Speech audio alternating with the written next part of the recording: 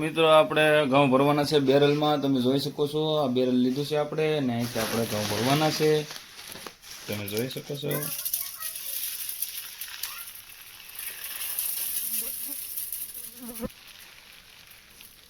હવે કાંઈ ફાવતું નથી તો કંઈક વાસણ લેવું જોઈએ આપણે.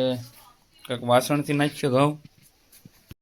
તો ફાઇનલી મિત્રો આપણે પાસે છે તપેલીથી ઘઉં ભરવાના છે. તમે જોઈ શકો છો. તપેલી ભરી ટીપણામાં નાખી આવે તો તપેલીથી પણ ઘઉં બહાર ઢોળાય છે. તમે જોઈ શકો છો. તપેલી પણ ફાવતી નથી.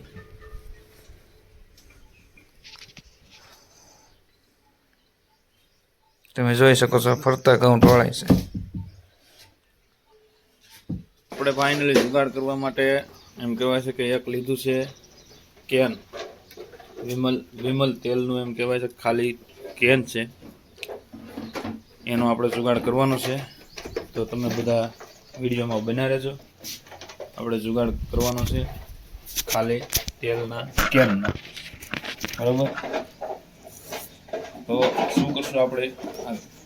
આ લીધું છે કેન. આને છે ને આપણે અહીંથી કટિંગ કરવાનું છે. આ લીધું છે યંત્ર, વાઢવાનું યંત્ર લીધું છે.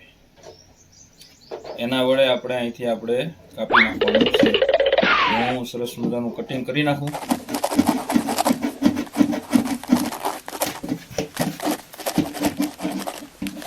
તમે જોઈ શકો છો હું આ કેનને કાપી નાખું.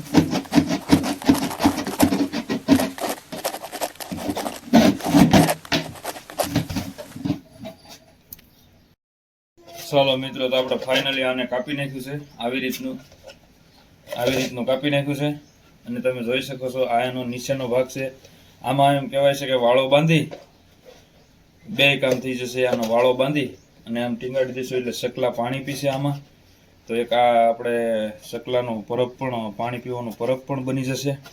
અને આપણે આ યંત્ર બની ગયું. આપણે હવે એક જુગાડ થઈ ગયો છે ઘઉં ભરવાનો. તો લાઈવ વિડીયો હું તમને બતાવું કે ઘઉં કેવી રીતે ભરાય. તો ચાલો આપણે હવે ટીપણામાં ઘઉં ભરીએ. તો મિત્રો તમે જોઈ શકો છો આપણે ઘઉં ભરવાનું ચાલુ કરીએ છીએ. આપણે અહીંયા યંત્ર મૂકી દીધું છે. તમે જોઈ શકો છો ધીરે ધીરે ઘઉં આપણે ટીપણામાં ભરીશું. અને આનાથી ઢોળાશે પણ નહીં. તમે જોઈ શકો છો.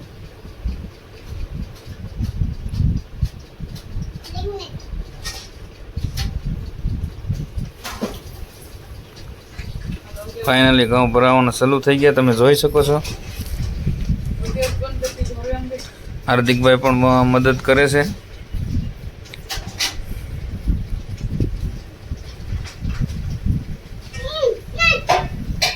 તમે જોઈ શકો છો આપણે ઘઉં ફાઇનલી ભરવા માંડ્યા છે.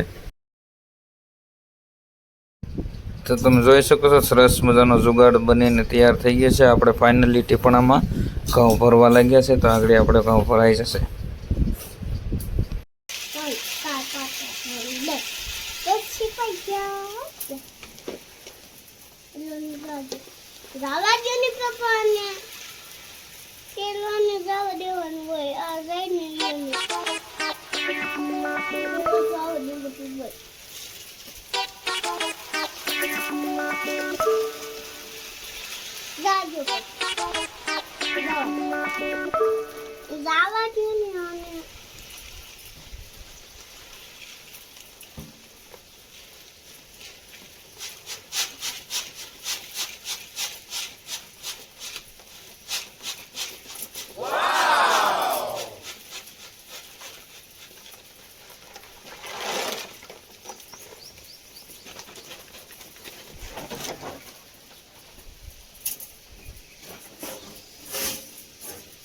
તો તમને આ મારો દેશી જુગાડ કેવો લાગ્યો કોમેન્ટ કરી અને મસ્ત કોમેન્ટ કરજો અને કહેજો.